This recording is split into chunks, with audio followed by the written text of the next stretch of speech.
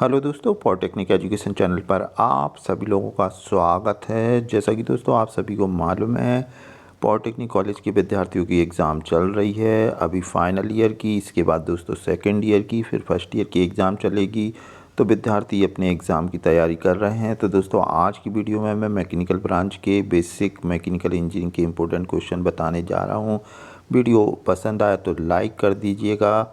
जैसा कि दोस्तों आप सभी को मालूम है कि पॉलिटेक्निक एजुकेशन चैनल के माध्यम से तमाम जानकारी आप लोगों को प्रोवाइड की जाती है। एडमिशन से संबंधित, एग्ज़ाम से संबंधित इम्पोर्टेंट क्वेश्चन या फिर दोस्तों प्लेसमेंट से संबंधित। तो ये चैनल आप ज़्यादा से ज़्यादा अपने दोस्तों को बताएं ताकि उनको भी इस चैनल के माध्यम से लाभ मिल सके।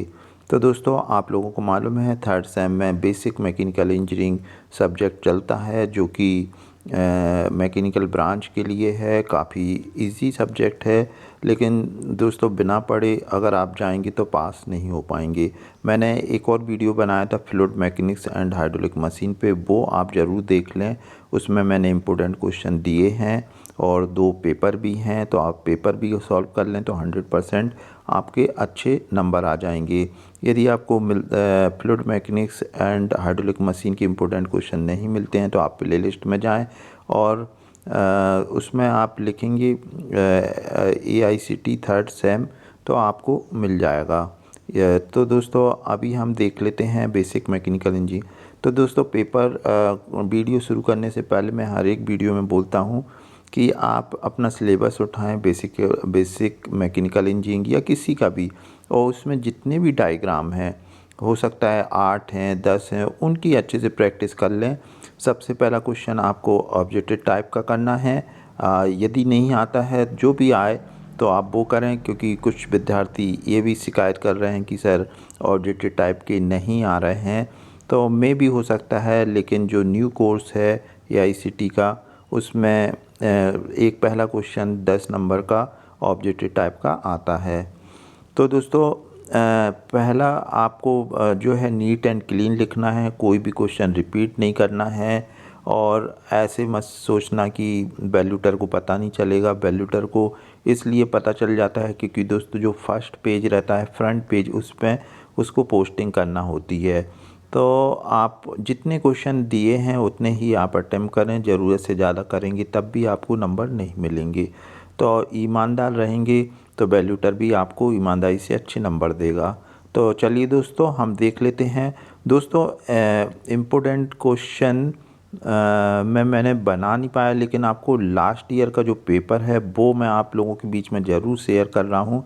इसको भी यदि आप सॉल्व कर लेते हैं तो मेरा मानना है कि आपको बहुत अच्छे नंबर मिल जाएंगे। और मैं इसके ऑब्जेक्टिव टाइप के आंसर भी बताऊंगा ताकि आपको आने वाली एग्ज़ाम में सहूलियत रहे। तो दोस्तों देखिए, ये थर्ड सेमेस्टर का है, 2023 का है, फ्रेश पेपर था। और ये OCBC जो आपका नया है जुलाई 2022 से शुरू हुआ है। पहला क्वेश्चन आप देखें कि अटेम्प्ट टोटल 6 क्वेश्चन है, मतलब पहला क्वेश्चन आपका कंपलसरी है और रिमेनिंग 5 क्वेश्चन आपको करना है। तो टोटल 70 नंबर आपके हो जाएंगे। यहाँ दोस्तों देखें, सबसे पहला क्वेश्चन है, which of the following property is defined by the first law of thermodynamics. तो मतलब जो फर्स्ट लॉ ऑफ थर्मोडायनेमिक्स की प्रॉपर्टी क्या डिफाइन करती है, मतलब निम्न में से कौन सा गुण ऊष्मागतिकी के प्रथम नियम के द्वारा परिभाषित किया जाता है। तो यहाँ दोस्तों आपको जो एनर्जी की बात है, तो पोटेंशियल एनर्जी, काइनेटिक एनर्जी दोनों ही परिभाषित करते, तो यहाँ पे आपको टोटल एनर्जी लगाना होगा। अब दूसरा देख लेते हैं, दूसरा, which of the following is the method of heat transfer, मतलब हीट ट्रांसफ़र किस तरीके से होता है। तो आप लोगों को मालूम है कन्वेक्शन के द्वारा भी होता है, कंडक्शन के द्वारा भी होता है और रेडिएशन। तो यहाँ दोस्तों आपका आंसर आएगा ऑल ऑफ द अबो। अब हम नेक्स्ट देख लेते हैं, following is an SI engine. Spark ignition engine किस में होता है, तो पेट्रोल इंजन में होता है। The ability of metal to withstand elongation और बेंडिंग। तो ये जो मेटल की क्वालिटी होती है, गुण होता है कि जो एलोंगिनेशन लंबा भी हो जाए, बेंड भी हो जाए, तो ये गुण होता है डक्टिलिटी। इसके द्वारा दोस्तों आपको मालूम है बिजली के तार भी बनाए जाते हैं, डक्टिलिटी का गुण। तो यहाँ पे आपका डक्टिलिटी आंसर आएगा। अब लास्ट देख लेते हैं, which of the following is not the grouped under the metal removal process.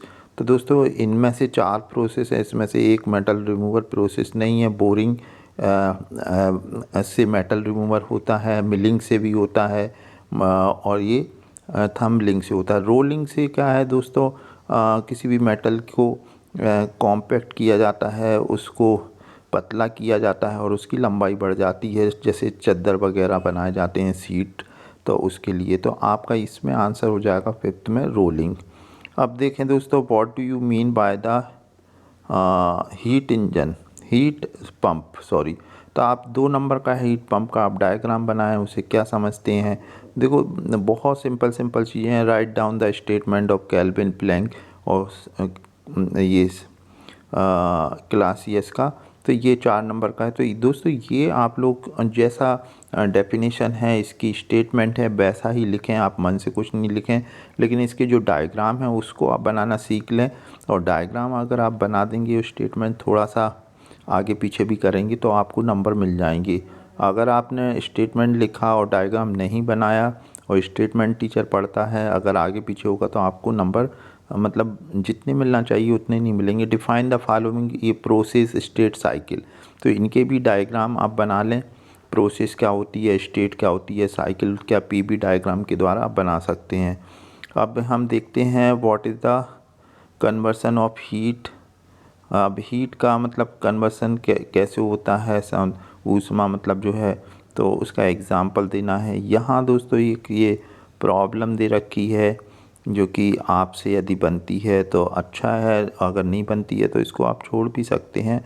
हालांकि आप कर लें, जो पेपर की ये जो पेपर है पूरा सॉल्व कर लें। हो सकता है सेम की सेम ये प्रॉब्लम आ जाए, या हो सकता है थोड़ा सा नंबर चेंज करके भी दे सकते हैं। Explain the working of the Cochran boiler. तो बॉयलर के डायग्राम को आप अच्छे से कर लें। 3-4 डायग्राम है, कॉकरन बॉयलर है, लंकाशायर है। अब यहाँ पे देखें ऑटो साइकिल की पीबी, तो ऑटो साइकिल का बहुत सिंपल सा डायग्राम है, ऑटो साइकिल कैसे बनती है, तो आपको ये बनाना आना चाहिए। अब देखें 2 स्ट्रोक 4 स्ट्रोक में क्या अंतर होता है, इसमें भी आप सिंपल सा 2 स्ट्रोक 4 स्ट्रोक में अंतर 4 अंतर तो आप एटलीस्ट लिखें, और फिर अगर 2 स्ट्रोक और 4 स्ट्रोक का छोटा सा डायग्राम भी बना देंगे तो चल जाएगा। हालांकि इसमें पूछा नहीं।